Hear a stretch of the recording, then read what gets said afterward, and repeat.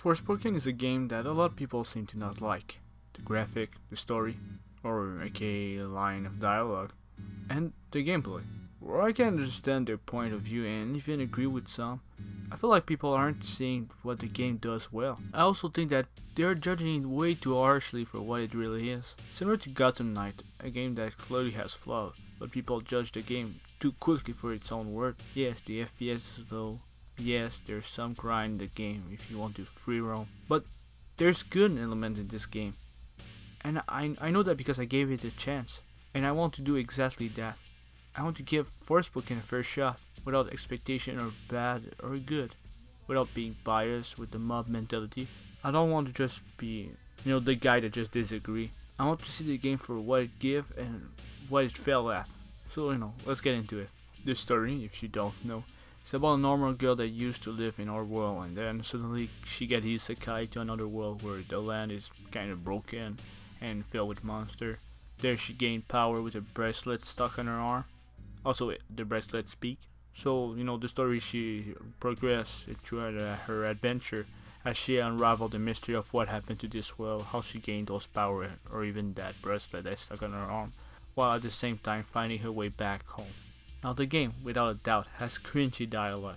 Like, at the beginning, it tried to be clever by using cliché of some dialogue you probably heard somewhere about someone that is clearly more mature trying to convince someone else to change their way because they have so much potential.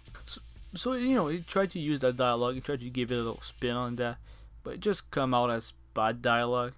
Doesn't feel natural. You have so much potential. I can do so much more with my life. I'm a smart girl with a bright future. I was going to say you have so much anger and resentment in you, I'm not sure you'll ever amount to anything at all. Like, the whole beginning is kind of cringy because it's explosion drop after explosion drop, but in a really quickly way, and it's made to show who Faye is, like the main character, and it's not subtle.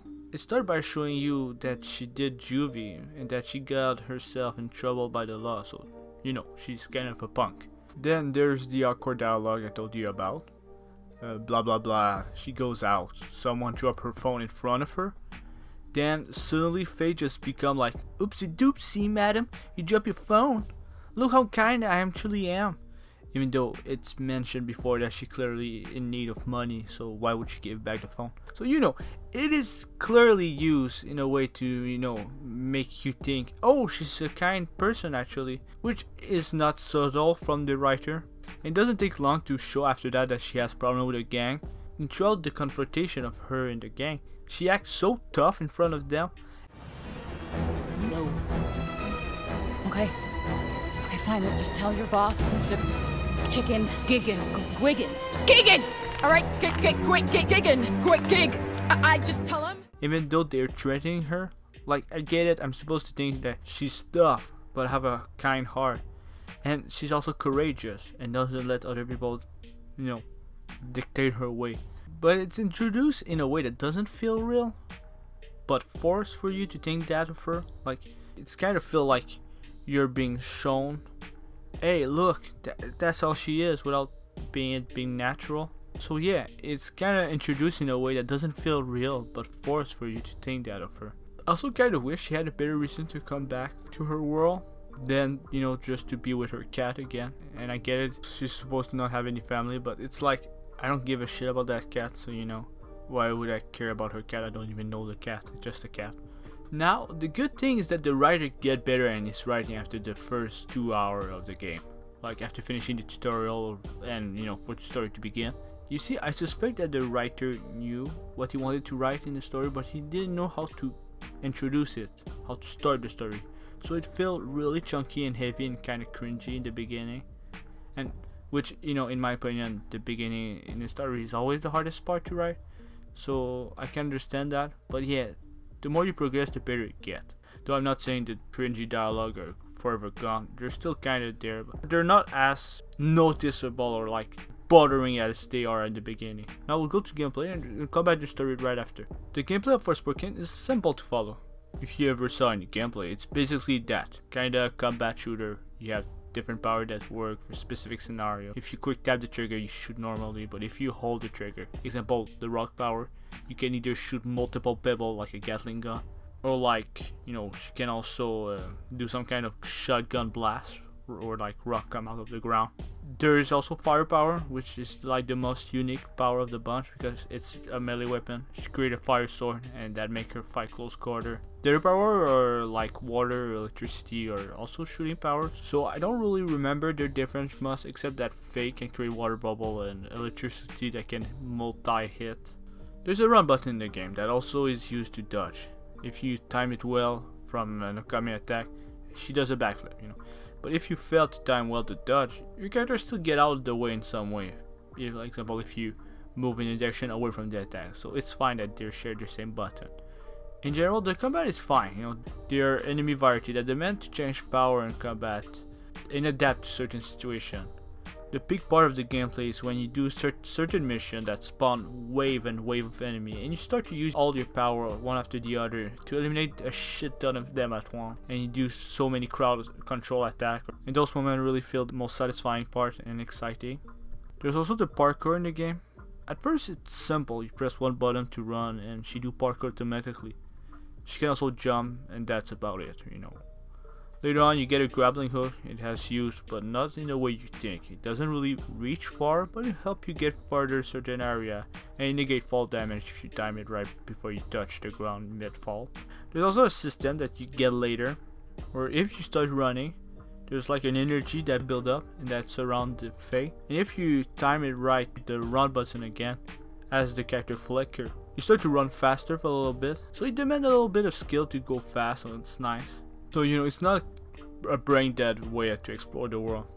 There's also platforming. Well, kinda, I'm being generous. You can wall jump and chain other move. You unlock it later on in the game to do some kind of platforming, but it's very limited.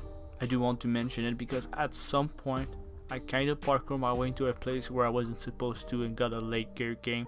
So yeah, a little anecdote. So yeah, gameplay wise, expect those stuff. There's different variety of enemy that demand more than just aiming or dodging. There's fun boss fight and other stuff, but that's about it if I don't want to spoil too much, which I already did. Forspoken has a lot of character. Some you won't care about, some that you will care about, and some that you will like, aka for me Faye and Cuff. Whether the story was good or bad, their interaction was the best part of the game. He is pragmatic and fancy, he likes to think before acting, and he likes using big words. But you know, he wants to focus on the mission. While Faye is kind of a rebel, as I mentioned, she kinda don't care, but she also like a skater kid that say stuff like, yo, that was cool. And yeah, she's the person that can be mostly cringy in the game. But you know, she's kind, even though she act tough and does weird shit. So, you know, they kinda argue both sometimes. But yeah, they have a nice synergy. The interaction between Faye and Cuff is in itself fun. Now, I mentioned that the story does get better, but I won't spoil it. It's one of those moments where all I have to say is, trust me, bro. If you don't agree, that's too bad, I guess. Though, I could say without spoiling that Forspoken feel like a Kingdom Hearts story without the overly complexity of what certain people name are. And I know I keep mentioning it, but it has very strange dialogue sometimes, and it can come out goofy or even cringy, but sometimes it works. Some cringy dialogue are reused in a way that can sound kinda cool, and it kinda give it a charm. You know, a charm of someone that is trying to tell a good story. A story with heart. The story might fall and hit his face, so you might laugh at it or cringe at it, but at some point along the way you start to care about the character and the world. But at the end I miss the world, the place I would walk around. Clearly the graphics aren't PS5 quality, but I still recall the visual of certain area while I was traveling around the world. At the end of the game, I feel no matter what, you will come out with a smile in some way. It's amusing, it's surprising, and it's kinda heartwarming. I think that people are being too hard on it with its flaw. I'm not here to say it's perfect, or that you should expect a masterpiece, but at least expect a good game, because in the end, that's what it is. Hey guys, I hope you liked the video. Sorry if I wasn't too much in depth in certain area, but I felt like I wanted to avoid it and just at least give people an idea that this video game isn't that bad. Anyway, like if you liked the video, subscribe to not forget the channel, and until we see each other again, have a good day. Take me back to a place where I felt at home. Take me back to a day when we weren't alone. Take me back to an age when the world felt small. Way back before we blew it all. Take me back to a place where I felt at home. Take me back to a day when we weren't alone. Take me back to an age when the world felt small. Way back before we blew it all. Too many things going on, I can't keep track of them all. From people dropping